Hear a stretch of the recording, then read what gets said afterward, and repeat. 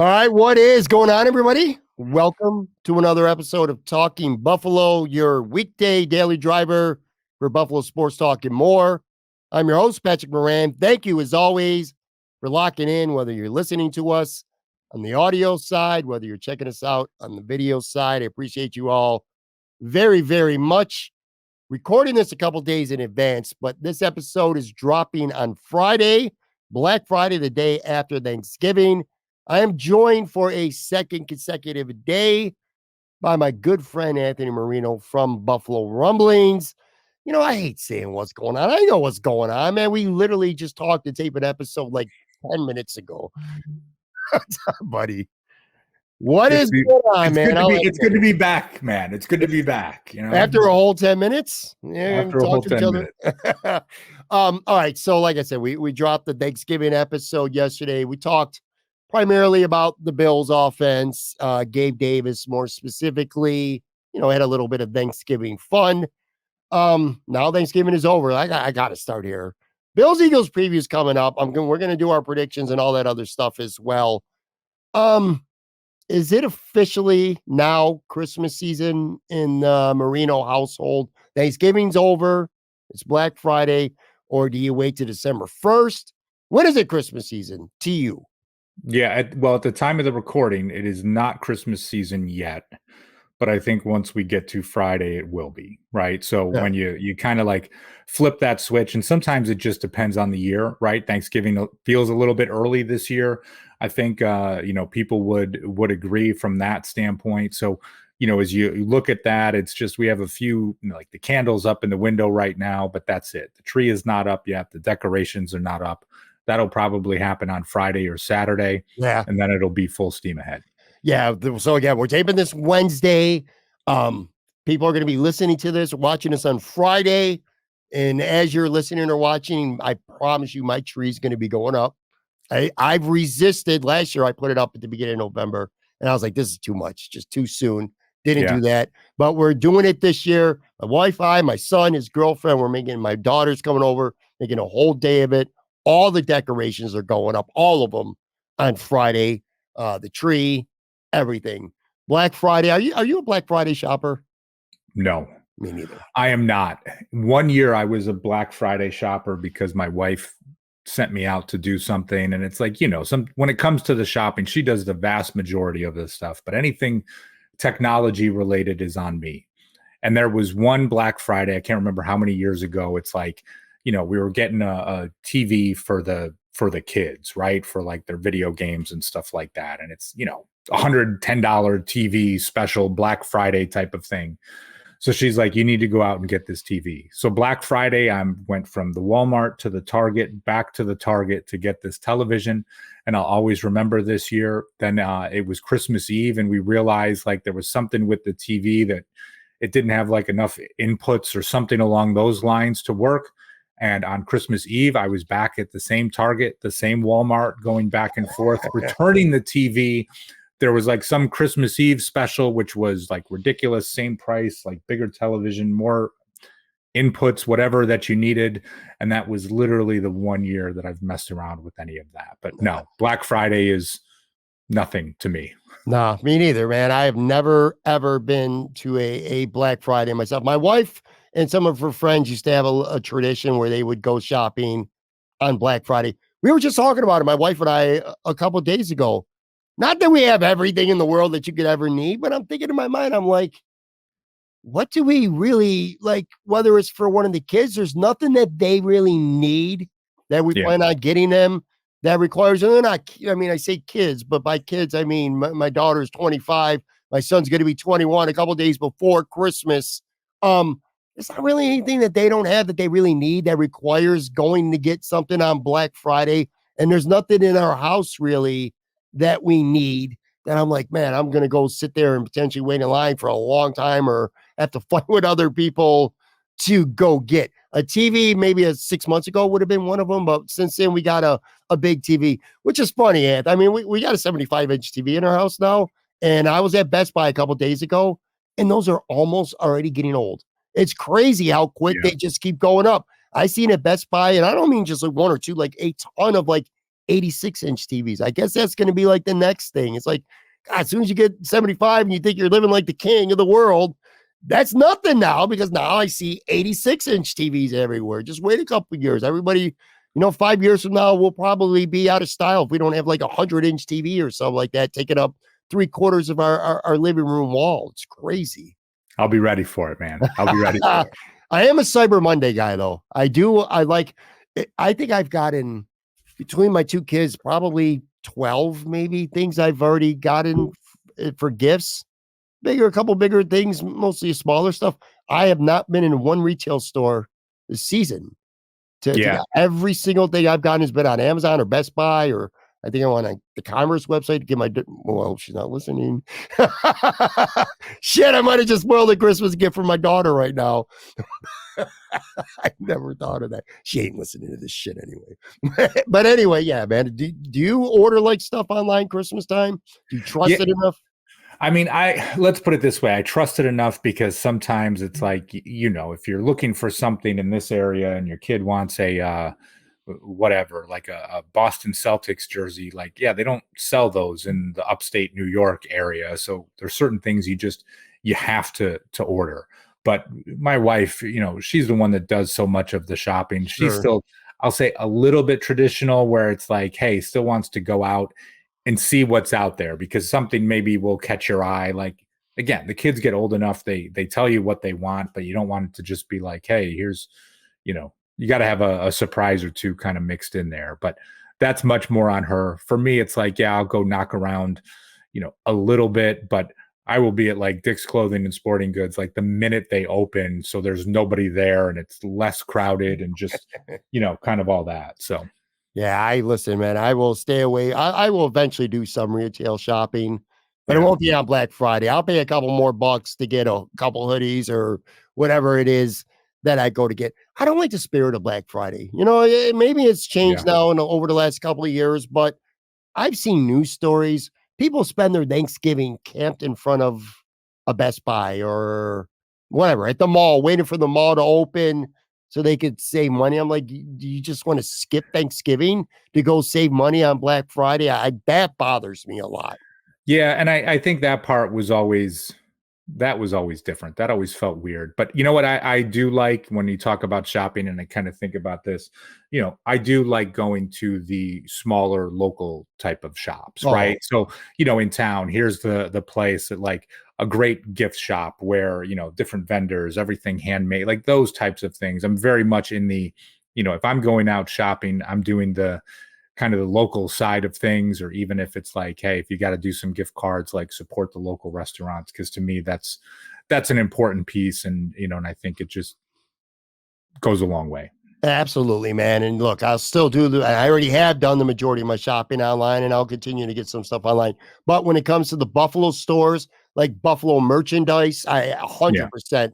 There's like store 716. There's the Buffalo store in the McKinley Mall. There's individual Buffalo stores where I'll go get some gifts, family members or stuff like that. 100% I'll be going in there for that. But anyway, all right, good to know. So we're going to be having our trees up around the same time, Christmas decorations up around the same time. There are some people who resist that, and they just steadfastly will not acknowledge Christmas season until it gets to be December 1st. I struggled to wait until Thanksgiving. That's been like my grind this season. But by the time you're listening to this, my shit's going to be up. Anyway, I want to talk about the Bills defense here. Let's just jump right in. Sure. We don't got a ton of time. I want to talk about one player specifically, and it's Von Miller. And then we'll get into some Bills-Eagles stuff. I'm at a point now, and I've talked about this, I think, candidly over the last couple of days. When it comes to Von Miller, he's played 7 games. He's been back for 7 games now, okay? 0 sacks, 2 tackles in 7 games, 4 legitimate pressures, 1 quarterback hit. That's been his numbers so far in 7 games back. And I get it. This guy, you got a gazillion dollars invested in him. And also, he's going to be back next year. His contract is such that it's almost impossible to cut him. Obviously, he's untradeable too. He's 35 years old. There's so many factors in the way of this, but you need to work him back from his ACL. You know that it's, he's what, about a calendar year now, because it's right up on Thanksgiving now, from tearing his ACL. He's not 100%. He's not trying to say he's 100%. And you want to get him to 100% because 100% Von Miller is a game changer. But do you feel like right now at this point of the season, with these critical games that you got to win coming up here against some really good teams, I personally have arrived at the point where I'm almost ready to shut him down until next year, because I think he's hurt. His reps are hurting the defense. I've talked long enough. I want to hear what your thought is. You know where I'm getting at with this when it comes to Von Miller, what we've seen from him. He needs to work his way back, but at what expense? Where are you at right now with Von Miller? That he should be at about 10 reps a game. Yeah. And I think based on who he is, a leader of the team, kind of just when I say ego, I don't say that in a negative type of way, right? Like the guy's back, he's on your roster. I mean, unless something happens, you're not putting him on injured reserve at this point. Maybe it would make sense, right? To just be like, hey, take 4 weeks and then come back and you'll be fine. But I think he's 10 reps a game. I mean, I think you should have Leonard Floyd and Gregory Rousseau and AJ Epinesa out there as much as you can. A little bit of Shaq, I think that's what we need to be. So that's where I am at with him. And it's, like you said, it hasn't even been a year yet. So I'm trying to temper my expectations just a little. It feels like he came back too soon. But yeah, 10 reps a game until he starts to show something. Look, man, you don't got to be Joe Marino and you don't got to be Eric Turner.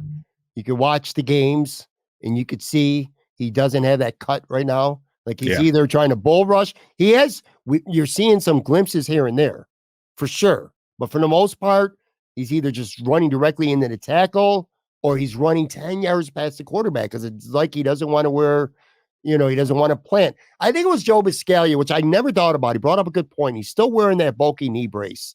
And maybe when he gets that off, he will be more confident to be able to try to have sharp cuts.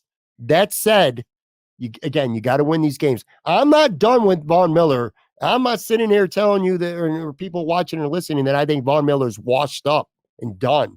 I don't think that. I think he could come back and still be a very, very good football player. He was last year before the ACL. I just don't think it's coming this year. And a lot of people said, well, Trey White last year, he played through it. He had, you got to let him play through it. Like last year, the Bills didn't have anything better at corner. Yeah. I think Von Miller might be the 6th best defensive end right now. As we record this episode on Black Friday, I think Von Miller's only the 5th or 6th best defensive end on this football team. So even 10 reps a game, that's 10 reps that Greg Rousseau or Floyd or even Shaq Lawson aren't getting right now. I'm at a point where if they shut him down, I wouldn't be upset about it. I wouldn't, because I think he's hurting the football team right now, at least. Now, maybe that'll change, but right now he is. But I think if you shut him down, that impedes any sort of progress that you're looking to make. And, I get it. People will say, well, Trey White, this one, or this person and this injury, like every injury is different, right? Every person is different. Like just because so-and-so could come back in 8 months doesn't mean that this one can come back and be the same person in 12. So, I totally hear what you're saying, and I get the frustration that is out there because it's tough right now, but it is the reality of coming back from that type of an injury. But I hear you, right? Like, hey, 10 reps, that's 10 reps that someone else could have. But I say that in the way that they do their rotation, he's got to make progress, and that's not going to happen if he's not getting reps. Yeah, look, almost every rep he's out there right now, every pass rush, he's not getting home or getting close. I guess there's some people out there who really, really want to defend him, and they'll say, well, he's drawing attention. I don't see anything specifically that really supports that per se. Do you think if the Bills had a do-over, do you think they would have waited to have him active? Like he debuted in London against Jacksonville. Like maybe he should have given him another month. Yeah, I think it would have mattered though. Because he'd probably still be where he's at right now, even if he came back in week 9 or 10. I feel like he'd probably be where he is right now. I don't know. Yeah, I mean, possibly. I mean, right. I mean, hindsight, as you go through with things, it's just Yeah, it just hasn't been working. So I think if you waited, would there have been any sort of a difference? Yeah, probably not. But at least then our expectations may have been a little bit in check. And let's be honest, this stretch that, since the Jacksonville game, things have not exactly been going the way that Buffalo Bills fans would like in any scenario with the team. So it's easy for us to pay attention to this more than we probably would like to because, the team has been in a weird spot. Yeah, and it's not like he hasn't played in any high leverage situations. Although some of these games he's not playing much at all in the fourth quarter. But I go back Yeah. to that. I go back to that Cincinnati Bengals game, man. It's 3rd and 3, and if the Bills get a stop on 3rd down, they're going to get the ball with a chance to win the football game. And Von Miller's out there, and the Joe Mixon runs. He gets caught. Vaughn gets caught, pinched inside off the edge. Mixon goes around him, 1st down, and that's the ball game right there. So, But listen, I don't want to extend this episode because it could become a whole other half-hour discussion.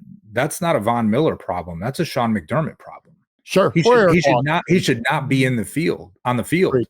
at that point. They're going to be running. It needs to be Gregory Rousseau and Shaq Lawson in that scenario. 100%. Yeah, it was Floyd and Von Miller in that situation where it was pretty obvious that he was going to run. But anyway, I guess to wrap up, Von Miller, me personally, I'd be good if I could come to the conclusion that he's under contract next year and you got so much money invested in him. I don't want to take a chance of him even getting hurt again. So I would at least consider, unless he could show you at practice during the week that he could cut and bend and get to 100% or close to it, I'd be at a point right now where I'd be good if they shut him down. Fortunately, Leonard Floyd has done what we hoped Von Miller would be able to do anyway. 9.5 sacks. Floyd has been absolutely special. Let's take a quick break, come back, and we're going to get into some Bills Eagles right after this.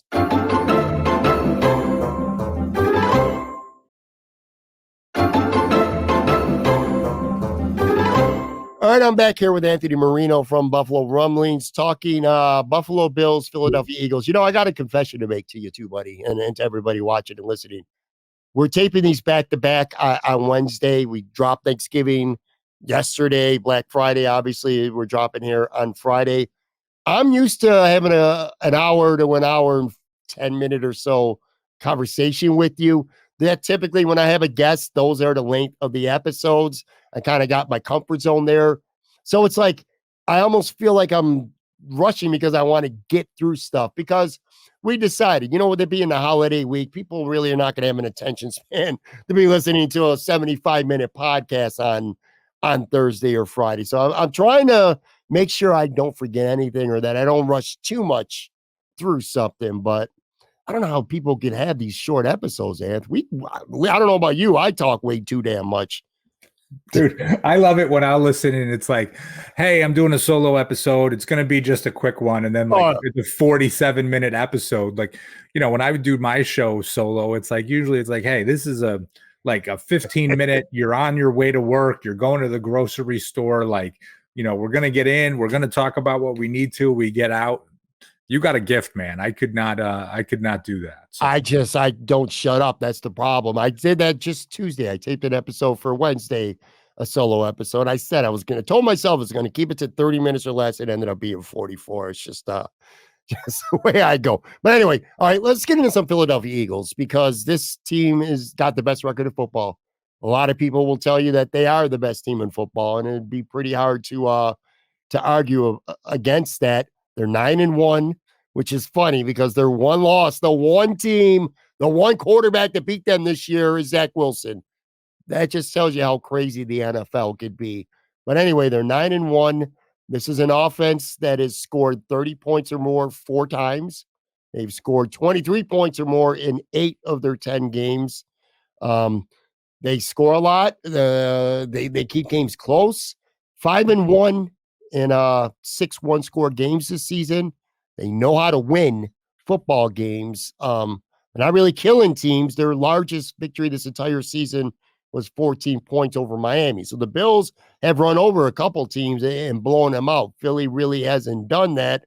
But I don't know. Your first thoughts when you look at Philadelphia? I guess. Yeah, man. I look at Philadelphia and I think they're a really good football team. And I say that and not I don't use the word great, even though their record seems to be great right now. But, I think I look at the parity in the NFL and you think to yourself, like, just there's a lot of good teams out there, and the Eagles are certainly one of them. Monday night's game was just right. I mean, it goes from looking like they're going to get their doors blown off to all of a sudden in the second half, they come back and make plays, and and here you are. So I don't really know what to make of them sometimes. Like, in a way, they almost remind me of the 2022 Bills, and that they're winning a lot of close games. They're taking care of the teams that they should. Maybe have a little bit of a disappointment here and there, but they're just really good, and they're winning these type of games. Like, I expect Sunday to be a great football game. I'm not saying that I expect the Bills to win or that I expect them to lose, but I think when you look at these two teams, they kind of remind me again of the Bills from last year, and it's going to be a really interesting matchup on Sunday. I'll tell you one thing I like and one thing I hate about this game, specifically. What I like about this, and this is going to sound crazy, and by the way, with Philly, like I said, they lost to the Jets. They played some shitty teams close, but they've also beaten Miami, and like I said, they beat Kansas City on the road this past Monday night. What I like about this game for the Bills, and I know this is going to sound crazy because the Bills are such a good team, and they're also such a high profile team, but you use that word trap game. This almost feels like the Bills could be a trap team for the Eagles. And I say that because of this. They played Kansas City on Monday night on the road, which was a rematch of the Super Bowl. You can't tell me they weren't up for that game, right? Then they got Buffalo this week. Then they play Dallas and Frisco, two NFC conference rivals.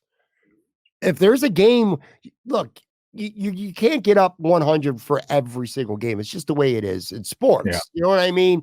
You're bound to have a letdown at some point, and it feels like mentally the Bills are probably the least important game of these four during this stretch for Philly. Which again, it sounds crazy because the Bills are such a high profile team. Conversely, this is critical for the Bills to win this football game. I'm sure they're treating this as such. We got to win this football game. That's the way they're treating it. So I like that. What I don't like is AJ Brown is a stud, and he ain't do shit last week against Kansas City. 1 catch, 4 targets, 8 yards. I promise you that's not happening again on Sunday. He's got 6, even with that game, he's got 68 catches. He's over 1,000 yards receiving already, and he's got 6 touchdowns. AJ Brown is a huge problem, and he ain't going to go 2 straight games like Gabe Davis style. I tell you that right now. Yeah, no, he is a stud. I mean, again, on offense, they can do a lot. But you watch that game the other night. I mean, listen, Kansas City has a very good defense, but you don't look at their corners and think to yourself like, "Oh, shut down with AJ Brown." So, Pat, I anything could happen in this game, and I would not be surprised. Right. Really, there's no scenario that you can look at. I mean, the Eagles are so tough at home. I mean, I guess I would say if the Bills blew their doors off, I would be surprised just because the Eagles are that good. But it just, yeah, I don't know what to expect. And AJ Brown, it's like, yeah, you say that. It's like, but yeah, I mean, if he put up 5 for 75 and no touchdowns, like, okay, that's not a killer game, right? It's not bad when you look at the compilation of his season and what it can be. I guess it's just more the Bills team just confuses me so much. I just don't know what to expect. I just really don't. I'm just kind of befuddled by it. Yeah, you bring up a good point too, because I mean, you can look at Stephon Diggs, and he's had some monster individual games this season for the Bills, in games where overall the Bills offense still struggled. So it's conceivable AJ Brown could go out and get his, but it doesn't mean necessarily the offense is going to be rolling. For me, and just to run over some quick numbers for Philly, DeAndre Swift's got 690 yards rushing, 4.7 yards per carry. James Cook's got 5 yards per carry, by the way.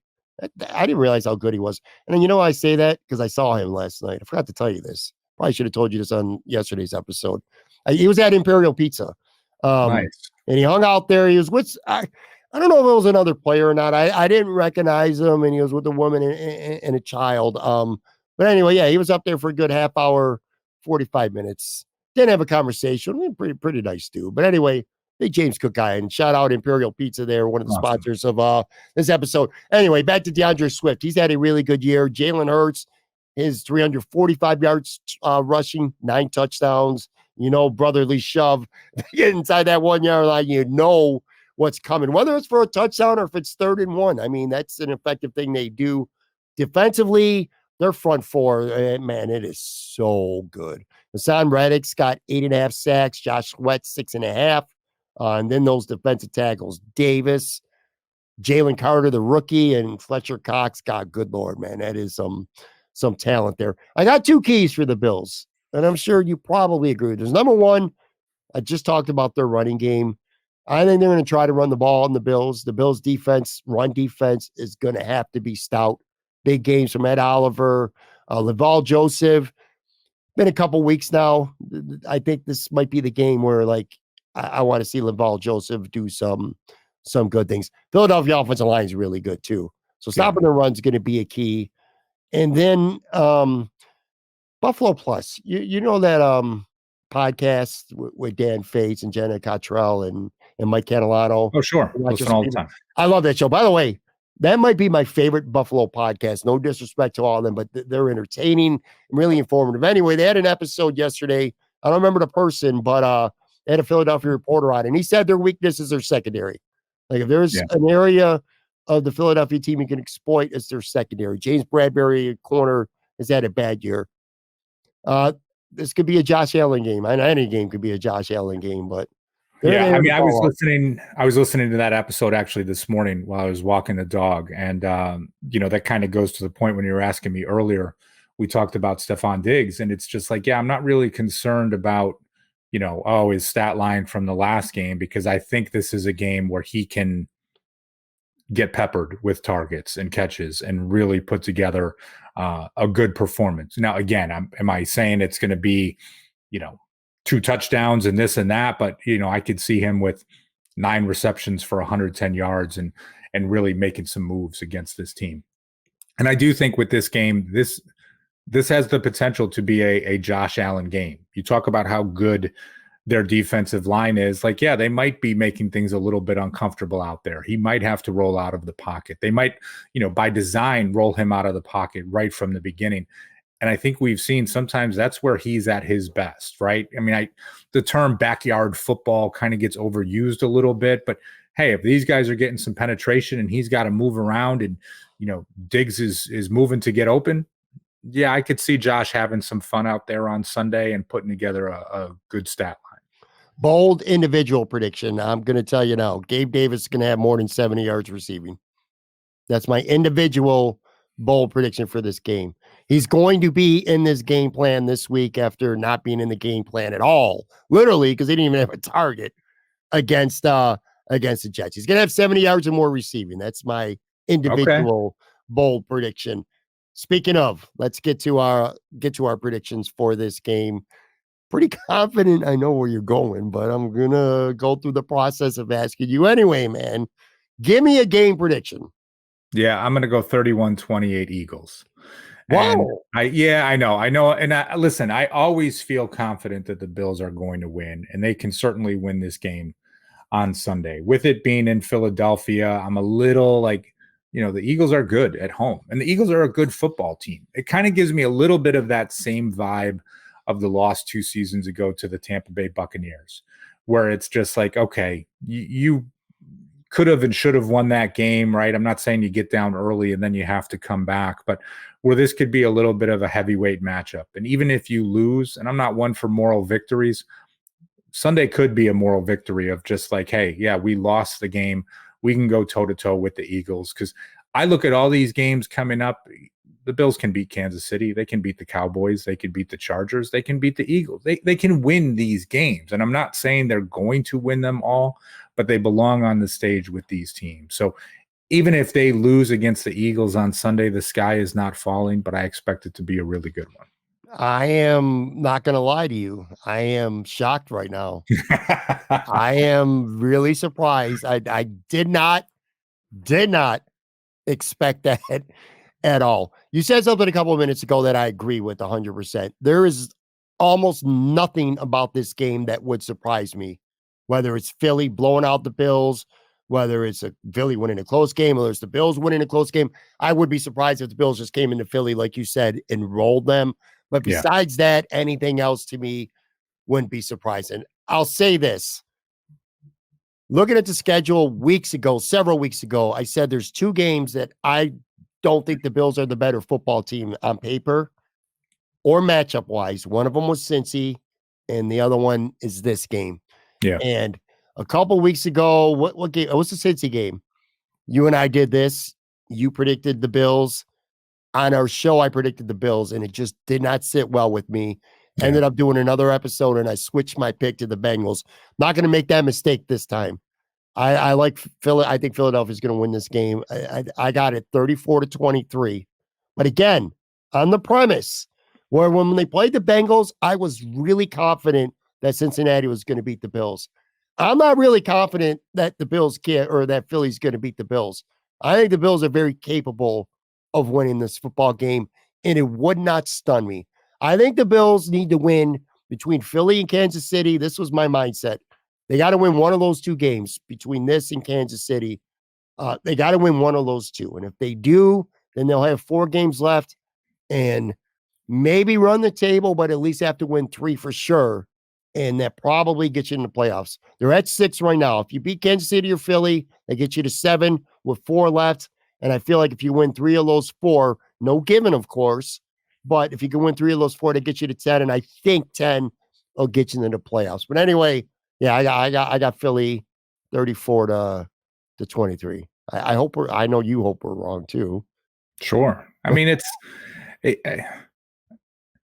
don't know what to make of it. I will say this though. You talked about Linval Joseph earlier, Rasul Douglas, those guys now, right? I mean, you talk about filling the void of Daquan Jones and Tre'Davious White, that those two are capable, right? I'm not saying that they're at the level of those two players, but capable. I mean, we've certainly seen that. Terrell Dodson doing some good things at the linebacker position, kind of a different rotation. Him, Dorian Williams. You see Jordan Poyer playing in that spot right now. Like, maybe the Bills defense has kind of figured it out again. I mean, I'm not saying they're at, where they were week 1, but you've got some things. You filled some of those holes that were there. You don't replace Matt Milano, but right now, and again, I get it. It was the Jets, but the defense, I mean, the Jets haven't even looked that bad. No. In some of these games that they've had. So, a little bit of optimism of just like, does Sean McDermott's unit have what they need right now?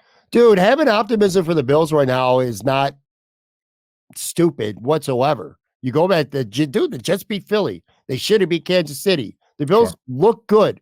Yeah, Laval Joseph having a good game is important. One last thing too, shame on me for not mentioning him earlier. You did. I think Rasul Douglas is better than Trey White.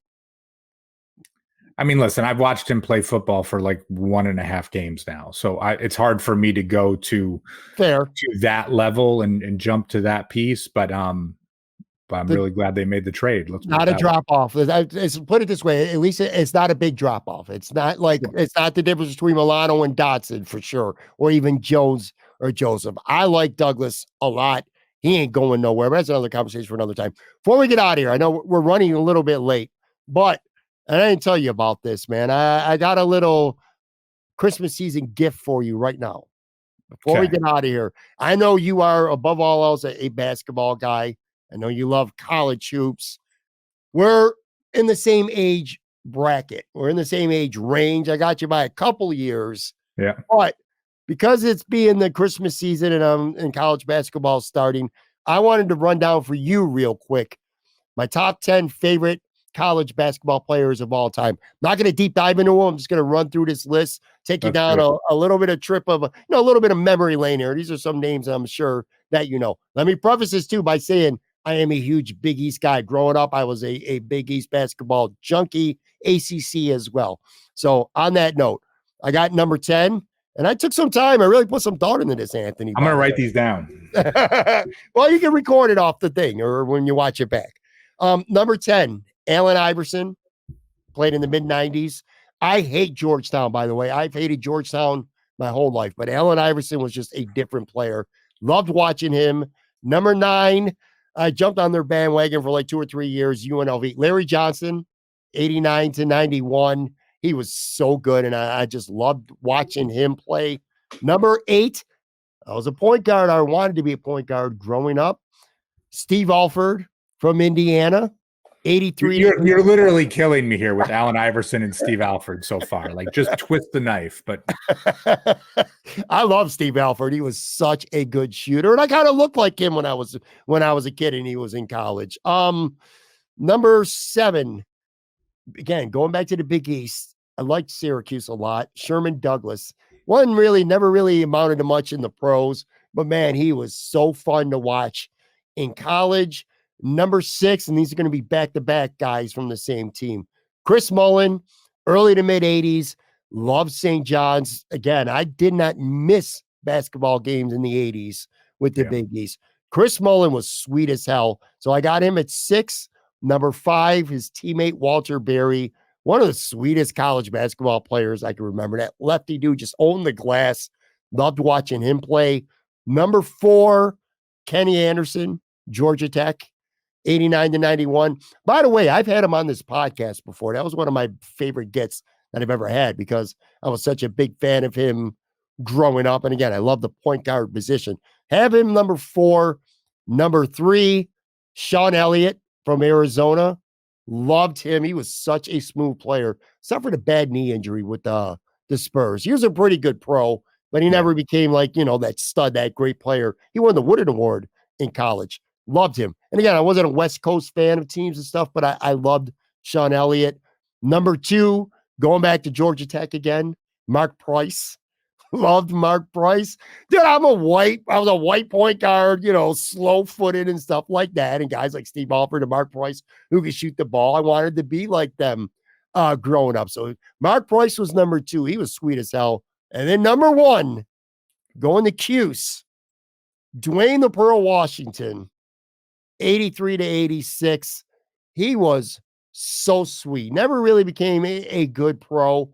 But again, growing up, Big East basketball, I wasn't like just exclusively a Syracuse fan. Like I said, I like St. John's a lot as well. I kind of went back and forth between those 2 teams. But man, Dwayne the Pearl, he was the shit. My favorite college basketball player of all time. Listen, I will 2 quick points because I know it's short on time. Yeah, go ahead.